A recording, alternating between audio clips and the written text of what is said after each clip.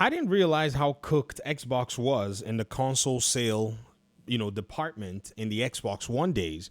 However, I didn't know that the total amount, 50 something million Xbox One units, were what is reportedly, sold, maybe say in the past few years.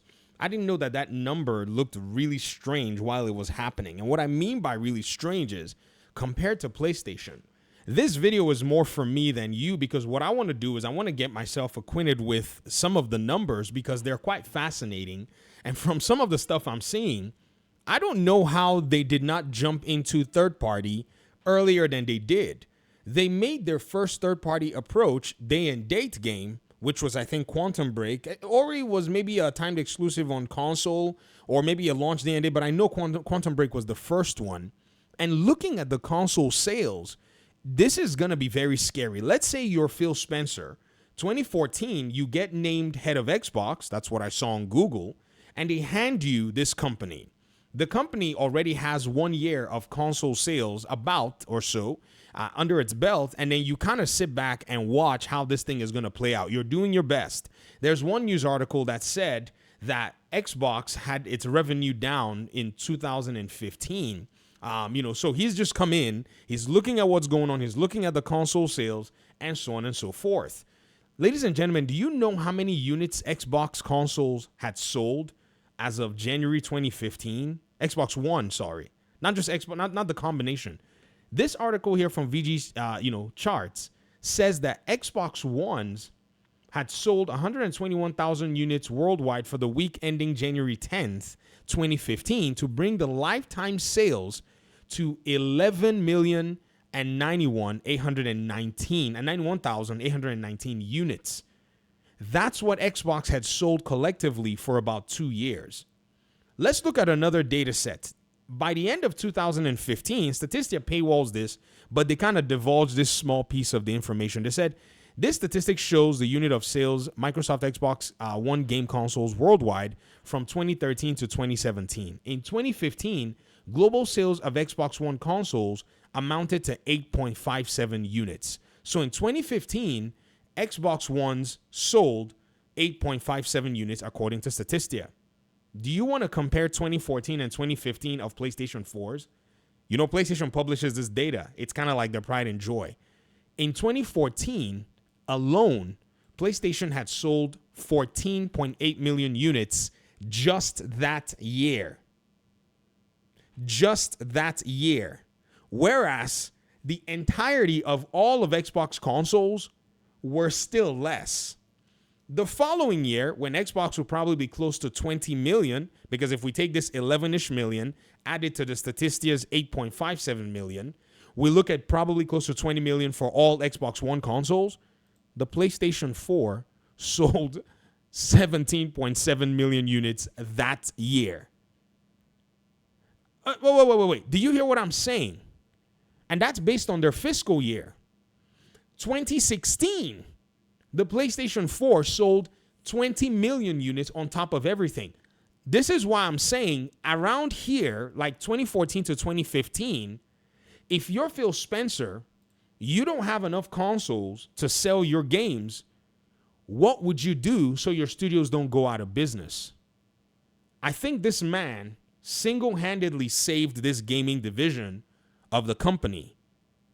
He decided that he was going to go over to another platform that would make things not seem too weird, because things would have been weird if he had gone to PlayStation at the time, and somehow they could save face, or, in realistic financial terms, because saving face doesn't mean jack squat if your developers, cannot eat and your staff cannot necessarily make ends meet, right? So they pivoted right there and then.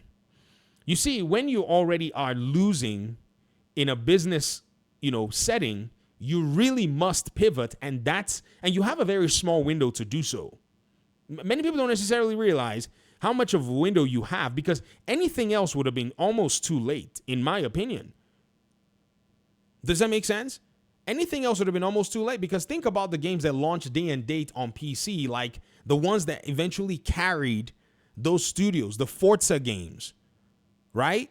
The Halo games, the Age of Empires, the Flight Simulators, all of these games, that were there on the Xbox side that you can find in the Steam best of whatever year, grossing and stuff, would have had to basically be modified. I mean, then PC, components weren't too insane like they are now, but you'd have had to make sure that, you were ready to launch on Steam. Get your stuff ready. And that's what this guy did for this company.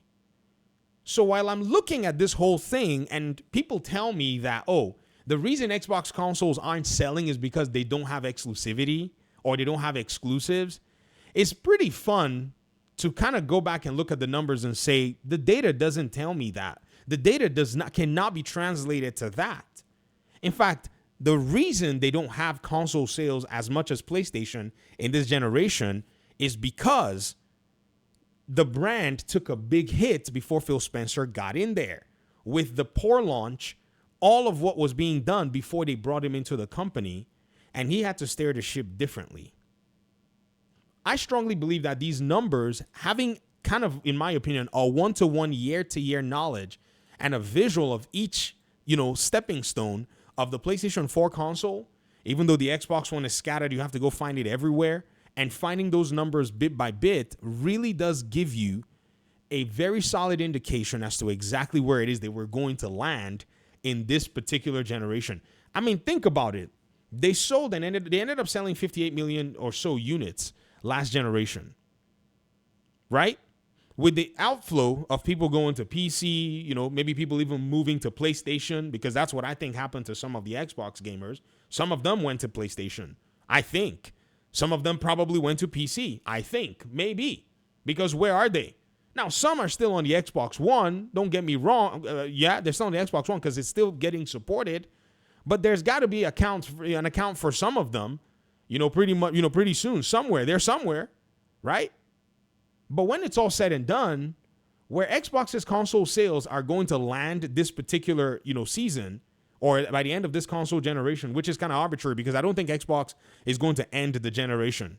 I think they're going to mash everybody in the Series S and Series X into the new thing that they're doing. You're going to still be like, you're not going to feel like you're missing out in terms of what Xbox has to offer, except for maybe hardware and some of the, things that they're going to give with new consoles. I think they have to carry everybody along. So you could already tell that by this generation, they have to continue not being exclusive. And so that's from the hardware side. From the software side, they had already gone ahead to purchase Minecraft. They didn't want to go ahead and take it off from everybody's platform and make it exclusive. It would have made no sense. And they saw that there was money in, cross-platform business. So seeing the final outworking of Xbox saying, we're going to take it to the max should not surprise any Xbox fanboy, any Xbox fan, any PlayStation fanboy, or any PlayStation fan. Like, this should not be a surprise to you. Oh, they're taking their games over to PlayStation. No. Why is that surprising to you that Xbox is going to move its games to PlayStation? When the numbers show that for them, the sustainable business pathway when you don't have as much hardware sales is that you sell software. This is why, they could have invested that $70 billion to propagate their hardware even more. They could have given that thing away for free, $100, hardware in everybody's, backyard and all that stuff. But instead, they took the $70 billion, almost $80 billion, and they went ahead and invested in games and software. That should have already indicated to you that they saw a viable proposition in hardware after they failed, in software after they failed in hardware in the Xbox One days, even before they went exclusive. Like, the situation was dire. It was red, bro. Like, their total console sales was going neck to neck with what PlayStation was selling per year. That is a scary place to be. So I can see Phil Spencer looking and saying, we don't have that many consoles. We got to go find machines that can play our games.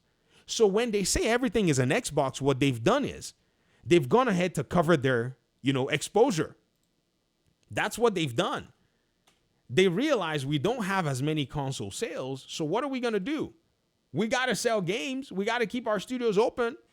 So they took, all the games and they went to people on, PC. That was the very first one that they went to, right? Let me draw this PC properly for y'all because, I know how to draw very well. I'm a skilled artist. Yes, sir. I'm killing it right here. Let Look at my keyboard. Look at all these keys. Yeah. Right? Then they've gone to cloud. They've looked and said, nah, man. Then they're going to TVs. Right? They're going with all kinds of fun devices. All of these things are making up for that deficit that they were getting hit with back in 2014, 2015, 2016, all the way through the Xbox One launch. This is the new Xbox console right here. This right here. This is the new Xbox. All this is the new Xbox. Because there's no way you can keep your studios open if your studios aren't selling games. Even PlayStation with console sales still gets to close studios in some instances. Because, you know, if the going gets rough, these businesses are going to keep line going up. So I wanted to go ahead and make this video. And like I said, this video is more for me than you because I wanted to get acquainted with the individual numbers in an annual sense. And this is actually very interesting. Thanks for watching. Thanks for joining me in the journey. Appreciate y'all so much. Talk to me in the comment section. Peace out.